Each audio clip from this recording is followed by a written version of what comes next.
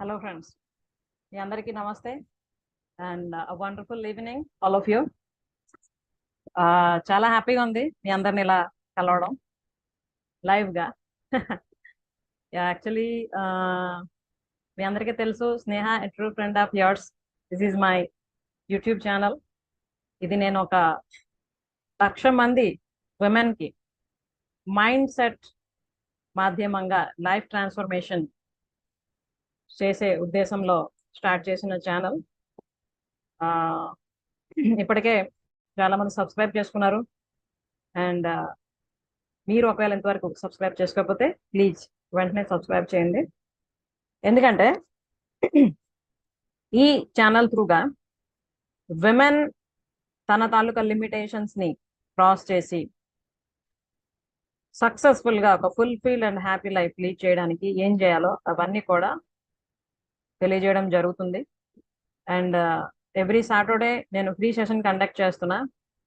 So different women from different places, not only India, I mean Andhra, Telangana, Karnataka and other states నుంచి కూడా join అవుతున్నారు, like Odisha. అంతేకాకుండా America నుండి కూడాను సెషన్ అటెండ్ అవ్వడం జరుగుతుంది. అండ్ నేను డిఫరెంట్ కోర్సెస్ కూడా డిజైన్ చేసి సర్వీస్ అందించడం జరుగుతుంది విమెన్ డెవలప్మెంట్ కోసం. సో మీ అందరు కూడాను నా వీడియోస్ని ఆదరిస్తున్నారు, ఫోన్ కాల్స్ చేస్తున్నారు, మెసేజెస్ సెండ్ చేస్తారు. సో నిజంగా నాకు చాలా హ్యాపీగా ఉంది. ఎందుకంటే ఒక మంచి ఉద్దేశంతో, ఒక మంచి సంకల్పంతో ఏదైనా ఒక మంచి పని చేద్దామని డిసైడ్ అయినప్పుడు ఆ భగవంతుడు, ఆ పంచభూతాలు కూడా సహాయం చేస్తాయని ఇప్పుడు కూడా అంటారు కదా. సో అది నిజమవుతూ వస్తుంది ఈ విషయంలో. ఇంకా మీ అందరికి కూడా ఈ సర్వీసెస్ బెటర్గా అందించాలనే ఉద్దేశంతోనే నేను ఈ వీడియో కూడా సెండ్ చేయడం, ఐ మీన్ ఇప్పుడు చేయడం జరుగుతుంది. ఎస్పెషల్లీ ఏంటంటే నేను last time live I mean streaming లో ఉన్నప్పుడు one of our friends question అడగడం జరిగింది, ఏంటంటే క్రియేషన్ ఎలా రాసుకోవాలి మేడం అని.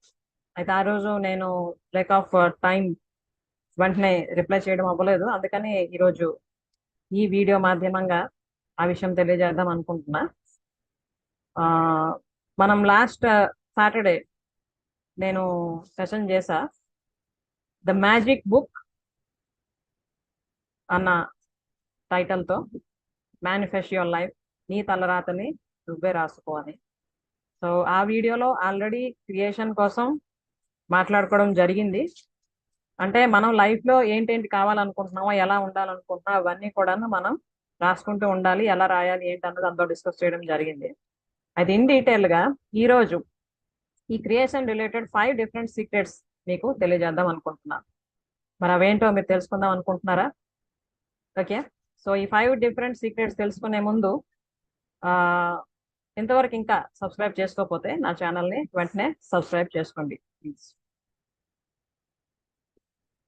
ఓకే.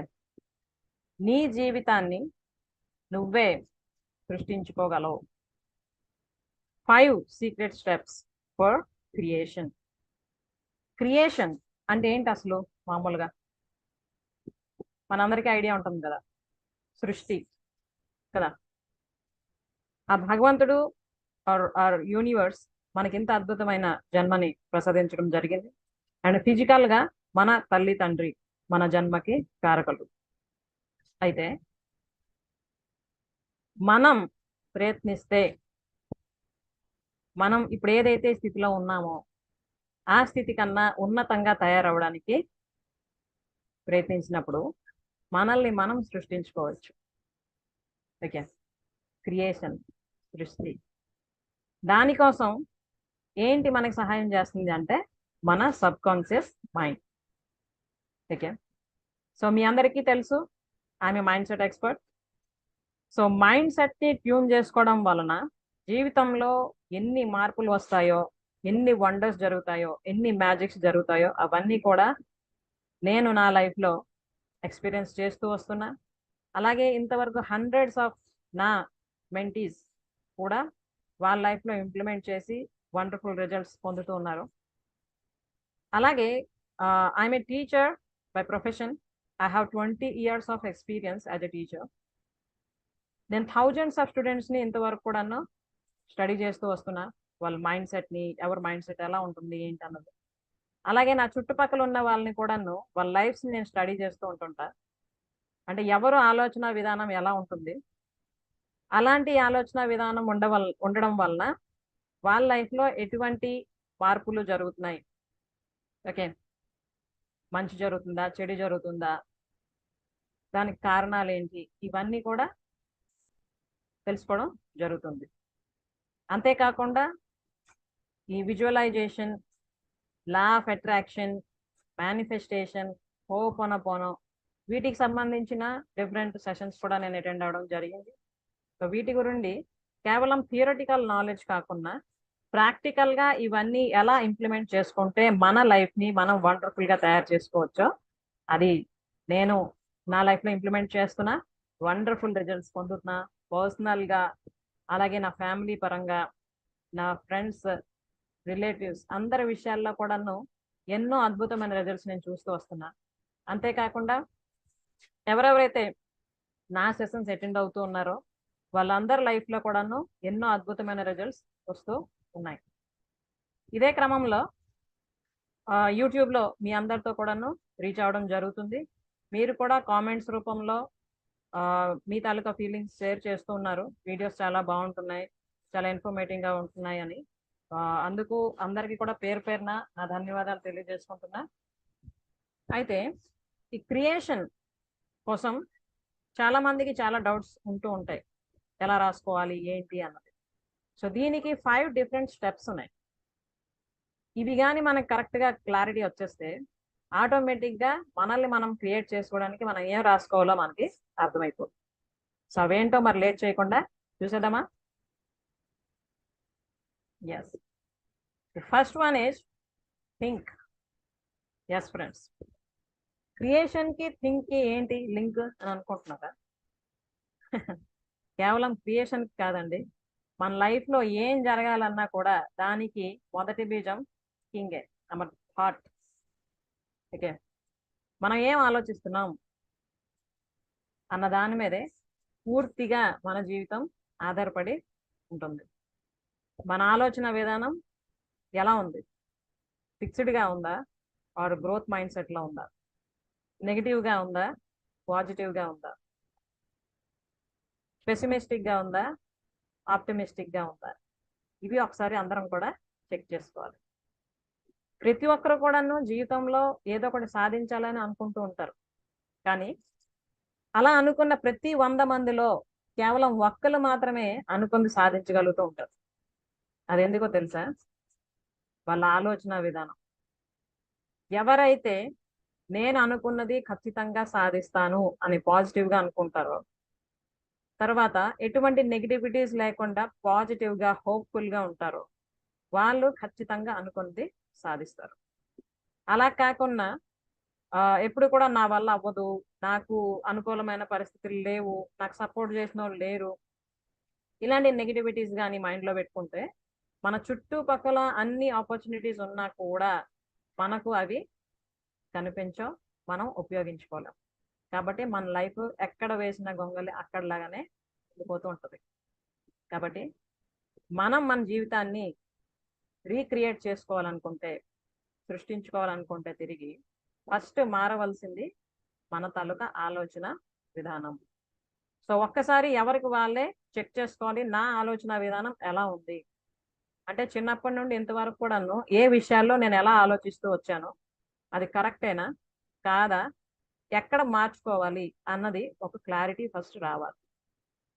ఇది వచ్చిన తర్వాత నెక్స్ట్ స్టెప్ ఏంటంటే సెకండ్ వన్, డిసైడ్. ఓకే, మన జీవితంలోని మనకి రకరకాల ఆపర్చునిటీస్ దొరుకుతూ ఉంటాయి. అన్ని విషయాల్లో కూడా మనం each and every step of our లైఫ్లో మనం ఏంటేంటి చేయాలి, ఎలా చేయాలి, ఏది చేయకూడదు అని డిఫరెంట్ ఆప్షన్స్ మనకు కనిపిస్తూ ఉంటాయి. అయితే ఇక్కడ ముఖ్యమైన విషయం ఏంటంటే మనకి ఏది సూటబుల్, మన మనస్తత్వం ఏంటి, మన మైండ్ సెట్ ఏంటి, మనకేది సూటబుల్, మనం ఏం చేయాలి అన్నది డిసైడ్ చేసుకోగలగాలి. సో డెసిజన్ మేకింగ్ అన్నది ఇట్స్ డిఫికల్ట్ టాస్క్ చాలా మందికి. అంటే ఇన్ టైంలో రైట్ డెసిజన్ తీసుకోవడం అన్నది పాపం ఎక్కువ మంది వల్ల అవ్వకపోవడం వల్ల ఫ్యూచర్లో చాలా ప్రాబ్లమ్స్ ఫేస్ చేస్తూ ఉంటూ ఉంటారు. ఓకే, కాబట్టి మనం ముందు మన కోసం ఆలోచించిన తర్వాత ఒక సరైన నిర్ణయం తీసుకోవాలి. ఏం చేద్దాం అనుకుంటున్నాను నేను లైఫ్లో, నాకేం కావాలి, ఏదైతే నేను లైఫ్ లాంగ్ ఎంజాయ్ చేస్తూ నా కర్తవ్య కర్మని కరెక్ట్గా చేస్తూ ఉండగలను. అది ఎయిదర్ మన పర్సనల్ లైఫ్ అవ్వచ్చు, ప్రొఫెషనల్ లైఫ్ అవ్వచ్చు, ఇంకా ఏదైనా అవ్వచ్చు. మన లైఫ్లో ఏ విషయంలోనైనా కూడాను కరెక్ట్గా డిసైడ్ అయ్యాక నెక్స్ట్ స్టెప్కి మళ్ళీ వెళ్ళడం జరుగుతుంది. So first step is think, ఆలోచన. ఒక్క ఆలోచన చాలు మన జీవితాన్ని మార్చేయడానికి అని అనుకుంటున్నాం కదా. సో ఆలోచనలో ఒక క్లారిటీ వచ్చిన తర్వాత ఏం చేయాలి, డిసైడ్ అవ్వాలి. ఏం చేయాలి నెక్స్ట్, నా లైఫ్ ఏంటి, నేనేంటి, నా లైఫ్ ఎలా ఉండాలనుకుంటున్నాను, ఇంతవరకు ఎలా ఉంది, ఇది ఇలాగే ఉంటేనే ఓకేనా, లేదా నేను ఇంకా బెటర్గా తయారవ్వాలా, ఒకవేళ బెటర్గా తయారవ్వాలంటే ఏం చేయాలి, ఇవన్నీ కూడా ఆలోచించుకొని డిసైడ్ అవ్వాలి. థర్డ్ వన్ వచ్చి టేక్ యాక్షన్. ఎస్ ఫ్రెండ్స్, ఇది మోస్ట్ ఇంపార్టెంట్. ఏంటవుతుందంటే చాలా మంది అఫ్ కోర్స్ ఆలోచిస్తారు, ఫలానాది చేస్తానని డిసైడ్ అవుతారు, కానీ అది యాక్షన్లో పెట్టడానికి వచ్చేటప్పటికి పోస్ట్పోన్ చేస్తూ ఉంటారు, procrastination. Okay, now and later. ఏదైనా మనం చేసే ముందు దాని తాలూకా పూర్వపరాల కోసం తెలుసుకోవడం, ముందు వెనక ఆలోచించుకొని దాని తాలూకా మెరిట్స్ డిమెరిట్స్ అన్నిటిని కూడా అవగాహన తెచ్చుకొని ఇంప్లిమెంట్ చేయాలి. ఓకే, అది అన్నీ తెలుసుకున్న తర్వాత కూడా అది ప్రాక్టికల్గా ఇంప్లిమెంట్ చేయడానికి అందరూ ముందుకి రారు. తర్వాత చేయొచ్చులే, రేపు స్టార్ట్ చేద్దాం, లేకపోతే నెక్స్ట్ మంత్ స్టార్ట్ చేద్దాం, ఆర్ నెక్స్ట్ ఇయర్ స్టార్ట్ చేద్దాం, ఇలా పోస్ట్ పోన్ చేస్తూ ఉంటారు. చాలా పోస్ట్ పోన్ చేయడం వల్ల ఏమవుతుందంటే మనం మన టైంని ఎనర్జీని అక్కడే స్టకప్ చేసేస్తూ ఉంటాం.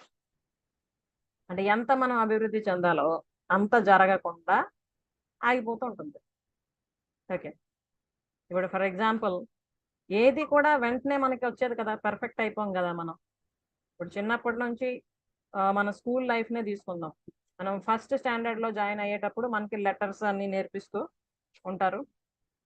అప్పటి నుండి వర్డ్స్, సెంటెన్సెస్ ఇలా ఒకటి దాని తర్వాత ఒకటి నేర్చుకోవడం జరుగుతుంటుంది కదా. మరి అవన్నీ మనం ఏ ఏజ్లో ఏది నేర్చుకోవాలో అది కరెక్ట్గా నేర్చుకుంటూ వస్తుండేటప్పుడు స్టెప్ బై స్టెప్ మనం డెవలప్ అవుతూ మనకి మంచి నాలెడ్జ్ ఉంటుంది, స్కిల్స్ వస్తున్నాయి, అన్నీ ఉంటాయి. అలా కాకుండా ఎవరైతే ఏ క్లాస్లో నేర్చుకోవాల్సిన విషయాలు ఆ క్లాస్లో కానీ కరెక్ట్గా నేర్చుకోకుండా టైం వేస్ట్ చేస్తున్న వాళ్ళు, లేదా తర్వాత చేద్దాంలే అని వదిలేస్తున్న వాళ్ళ తాలూకా లైఫ్స్ ఎలాగ ఉంటున్నాయో మనకు అర్థమవుతుంది కదా. మన చుట్టుపక్కల ఉన్న మనుషుల్ని కానీ మనం అబ్జర్వ్ చేస్తే